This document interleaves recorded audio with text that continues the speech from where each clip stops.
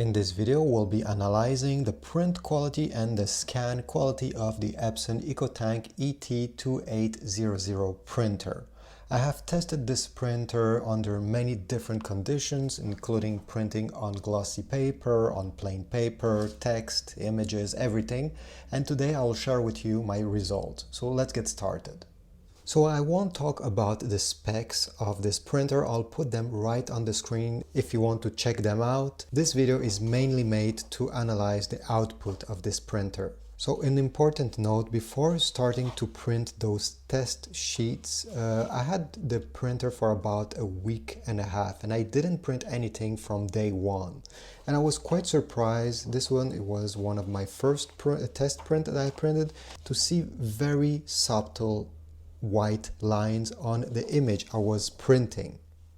I'll put a scan right now on the screen so you can see better, a close-up, and this means that the print head were getting clogged. So I was a bit deceived that it took less than a week and a half to get these lines. Fortunately, I was able to clean the print heads before continuing printing the other test sheets.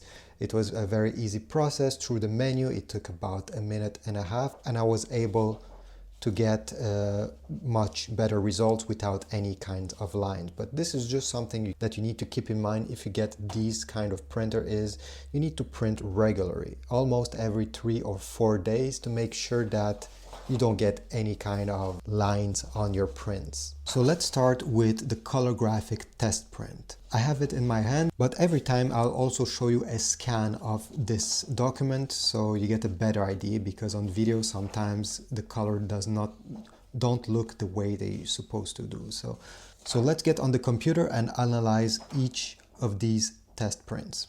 Very basic black and white text, that this printer had no issue printing at all. As long as the print heads are cleaned, everything looks sharp and there's absolutely no lines and nothing wrong to say about this. Obviously, if you're going to print this kind of document with this printer on a really regular basis, you're better to get a laser printer because it will be able to get the same results much faster. This printer is mostly if you want to print in color, obviously. But if you're going to print on black and white from time to time, there's absolutely nothing wrong with it. Here is another example.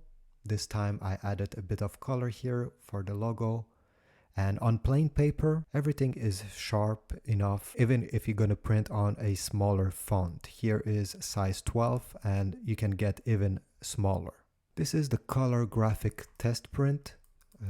It's plain paper and you can see over here these details over here, the numbers, are printing in a very, very small font. I would say maybe size 2 or 3, very, very small, and we can still see and distinguish between them. Obviously, they're a bit fuzzy and a bit blurred, and this is what to expect from a printer of this category for very, very tiny details. As long as they're readable, for me, this is great.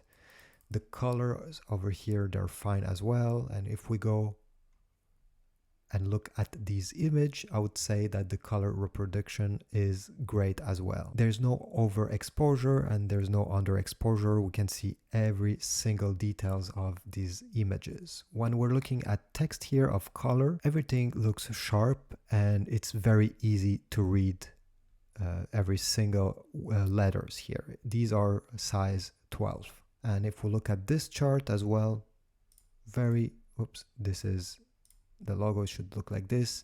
Everything looks the way it's supposed to be and the colors are accurate. Here is another example of some graphics. If we zoom in, please keep in mind that these have been scanned using the scanner of the Epson printer, so you get an idea at the same time how the scanner looks. If we go over here, we can see some lines going on the orange part of the cone here. This is again probably because the print heads have not been used enough. So this is something to keep in mind. As I said previously, before printing a very important document, I'll print a test sheet just to make sure that the print heads are working well. And here is another document. And again, we can see those lines. And if we look closely here, I don't know what happened. Maybe the paper was misaligned or there's some kind of a problem with alignment. It's weird because after printing this document, I didn't had this problem ever again. So I'm not too worried about this problem since it never occurred a second time. But again, it's something to keep in mind. You always need to check the print after you're done to make sure. Here there are some lines, but again, I don't think it's that bad. And once you clean the print heads, these will disappear by themselves. Okay, so this is the glossy paper. I know it's hard to see, but if we zoom in and everything looks great, and the colors, again, I think one of the good point of this printer is that the colors are accurate enough. I never really tested a professional photo printer that is worth thousands of dollars, but for $200 that this printer is worth, I think it's hard to get better colors. Here again, if I'm looking at these pictures, this may look a bit desaturated, but it's mostly because the original picture was desaturated, and I wanted to see if this printer will add saturation to the pictures or if it will simply print them the way they are. And I'm really glad to say that it actually prints them the way they are on your screen, and the scanner as well. It's very representative of the original. If we look at this picture, even in the darker places here, we still have details. And if you looked at other reviews I made of other printers and scanners, you'll see that many of them, especially the cheap ones, are not able to print well in the dark when there's some dark spots on a picture. Usually this will be black and all the details will be lost. But here, even if this picture has a very wide dynamic range, I think it did a good job. Finally, let's look at the scanner test. And honestly, it did an okay job. I mean, you saw the other pictures that I showed you, they've all been scanned with this scanner. And to be perfectly honest here, if you're gonna scan many high resolution pictures, you better get a dedicated photo scanner. It's good enough, I think, for anything that is text-based and even some pictures. But obviously, you'll get better results with a professional photo scanner or a dedicated photo scanner. It will have more resolution and even the dynamic range, although this one is really not bad, it will be even better. You see over here, let me show you.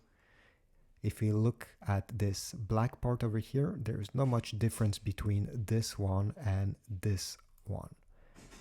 Usually a professional scanner would be able to distinguish between these two or three. But don't get me wrong, this is not a bad result for a printer that has a scanner add-on for $200. Definitely this is one of the better scanner from this category.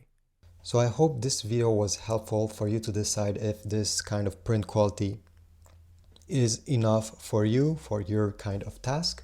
If you have any comments, please type them down below, subscribe, like, and I'll see you in the next video.